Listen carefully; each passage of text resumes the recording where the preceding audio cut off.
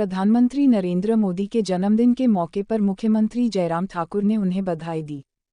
साथ ही उन्होंने कहा कि आज इस मौके पर सभी 68 विधानसभा क्षेत्रों के लिए एलईडी वैन को रवाना किया गया है। यह वैन आम जनता तक सरकार की योजनाएं पहुंचाने का काम करेगी। ऐसे में जनता ने इस बार रिवाज बदलकर सरकार रिपीट करने का मन बना लिया है।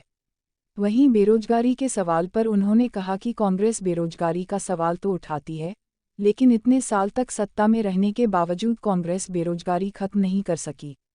यह कांग्रेस के कार्यकाल में भी रही है।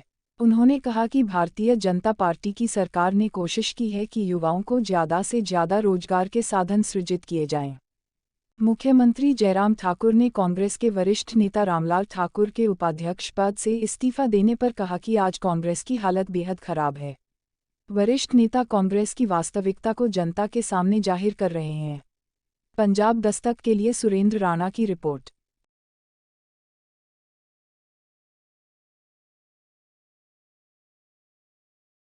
आज हम सब के लिए बहुत हर्ष का विषय है कि देश के यशस्वी प्रधानमंत्री नरेंद्र भाई मोदी जी का जन्मदिन है और हम देवभूमि हिमाचल प्रदेश की ओर से उनको जन्मदिन की हार्दिक बधाई और शुभकामनाएं देते हैं। उनके नेतृत्व में ये देश आगे बढ़े और उनकी लंबी आयु हो, लंबे समय तक नेतृत्व वो करते रहें, देश का हम सबका मार्गदर्शन करते रहें, ऐसी हम सभी हिमाचल वासी कामना करते हैं।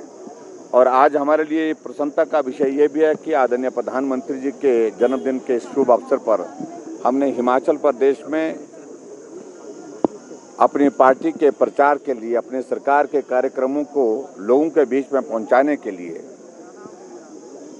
मोबाइल वैन जो है, खासतौर से डिजिटल वैन जिसको हम कह सकते हैं, वो उसकी शुरुआत की है।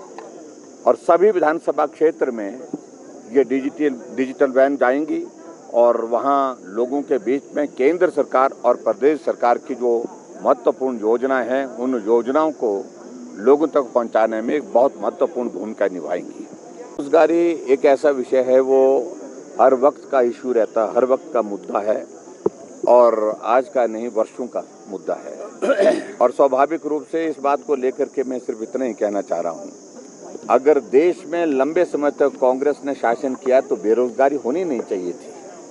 अगर प्रदेश में भी, हिमाचल प्रदेश में एक नेतृत्व को बहुत लंबे समय तक, एक पार्टी को बहुत लंबे समय तक सत्ता में रहने का अवसर प्राप्त हुआ, तो मेरे हिसाब से बेरोजगारी तो होनी नहीं चाहिए थी। सब रामलाल ठाकुर ने जिस तरह से बयान दिया है, वो कांग्रेस की जो अंदर की बातों को सार्वजनिक कर गया है।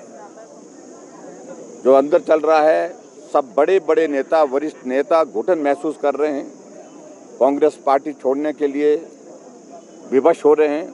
गुलाम नबी आज़ाद अपने आप को आज़ाद कह करके निकल गए और उसके बाद इस प्रकार का ये दौर पूरे देश भर में चल रहा है। आपने देखा, गोवा में 8 विधायक कांग्रेस पार्टी के भाजपा में शामिल हो गए और हिमाचल प्रदेश में 2 विधायक और कांग्रेस पार्टी के सीनियर लीडर्स कांग्रेस पार्टी छोड़ करके भारतीय जनता पार्टी में शामिल हुए। और ये क्रम मुझे लगता है कि आने वाले समय में और भी देखने को मिलेगा।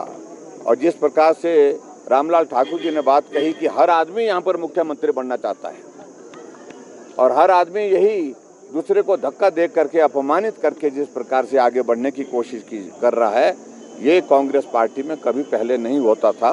मैं बहुत दुखी हूँ, बहुत परेशान हूँ और ऐसे हालात में अगर कांग्रेस पार्टी मुझे टिकट भी नहीं देती है तो मुझे उस पर भी कोई आपत्ति नहीं है। इस तरह की भावनाएं उन्होंने व्यक्त की, तो आप अंदाज़ा लगा सकते हैं कि कितने आहत हैं कांग्रेस की वर्किंग से, कांग्रेस के नेतृत्व से, कांग्रेस के वरिष्ठ नेता।